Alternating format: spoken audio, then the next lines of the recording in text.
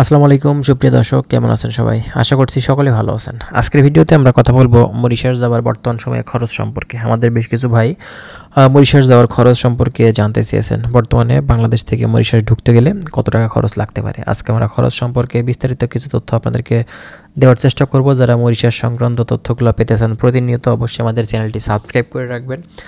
আর আপনি যদি কোনো কিছু জানতে চান সেটা কমেন্ট করতে পারেন। চলুন তাহলে কথা না বাড়িয়ে আমাদের মূল ভিডিওটি আমরা স্টার্ট করি। আচ্ছা, প্রথমত আপনাদেরকে বলি, মরিশাস দেশটা হচ্ছে মূলত এটা আফ্রিকা মহাদেশের একটি দেশ, ছোট্ট একটি কান্ট্রি। চারিপাশে শুধু পানি আর পানি, এক কথাতে সমুদ্রের মাঝখানে কিন্তু দেশটি। তো দেখেন, এই দেশটিতে আমাদের প্রচুর পরিমাণে বাংলাদেশি ভাই কিন্তু কর্মরত আছে এখন পর্যন্ত। বিভিন্ন সেক্টরে, বিভিন্ন কোম্পানিতে, বিভিন্ন মালিকের কাছে কিন্তু কাজ করছে।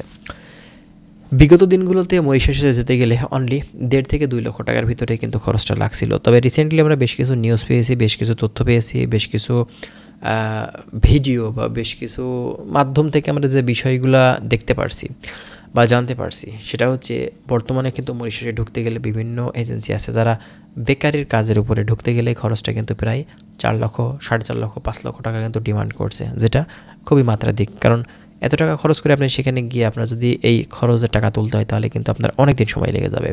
এই জন্য যারা মরিশাসে যাবেন আপনাদেরকে বলবো, আপনারা এই দেশটিতে যাওয়ার জন্য হুমড়ি খেয়ে পড়বেন না, একটুখানি ওয়েট করেন, একটু ধৈর্য ধরেন। খুব শীঘ্রই কিন্তু এই দেশের ভিসার রেটটা কিন্তু অনেকাংশেই কমে যাবে। বিভিন্ন এজেন্সি যখন কাজ করবে অনেকাংশেই কিন্তু এই রেটটা কমে যাবে, ঠিক আছে?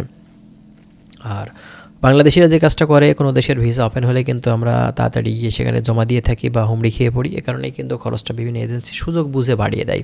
তো আপনি যদি মনে করেন যে মরিশাসে ঢুকবেন এই 2025 সালে, তো এক্ষেত্রে কিন্তু অবশ্যই আপনার জন্য সুযোগ এখন পর্যন্ত আছে। এই মরিশাস দেশটি ভালো দেশ।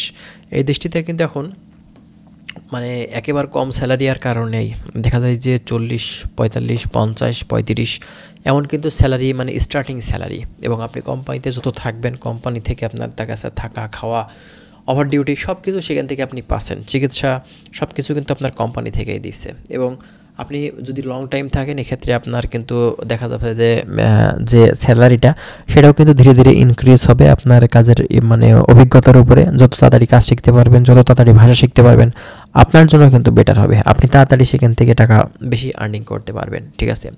তো এই মরিশাস দেশটিতে বিগত দিনগুলোর থেকে বর্তমান সময়ে কিন্তু খরচটা অনেকাংশেই বেশি নিচ্ছে। আমরা যতটুকু খোঁজখবর নিয়ে জানতে পারলাম 4 থেকে 5 লক্ষ টাকা শুধুমাত্র এই মরিশাস দেশটিতে যাওয়ার জন্য নিচ্ছে, যেটা খুবই মাত্রাধিক বেশি। এত টাকা দিয়ে কখনোই কিন্তু মরিশাস যাওয়াটা ঠিক না। কারণ এখানে গিয়ে আপনি কত টাকা বেতন পাবেন? 35, 30, 40, বেশি হলেও 50,000 টাকা।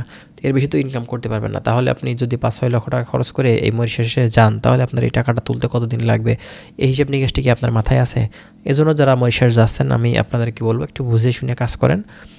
খরচ বেশি দিলে যে আপনি ভালো জায়গাতে গিয়ে সেখানে ভালো ইনকাম করবেন, ব্যাপারটা কিন্তু এমন না। আপনার স্যালারি কমও হতে পারে, ঠিক আছে? আর যেহেতু বাংলাদেশি এজেন্সি দালাল মিথ্যা কথা বেশি বলে থাকে, এক্ষেত্রে তাদের কথা কাজে মিল তো কখনোই থাকবে না। এজন্য বুঝে শুনে আপনাদের কাজ করতে হবে। তো যাই বন্ধুরা, ভালো থাকবেন। আশা করছি বিষয়গুলো ভালোভাবে বুঝতে পারছেন। যদি আরও অনেক কিছু জানার থাকে আপনারা কমেন্ট করবেন। ভালো থাকুন, আল্লাহ হাফেজ।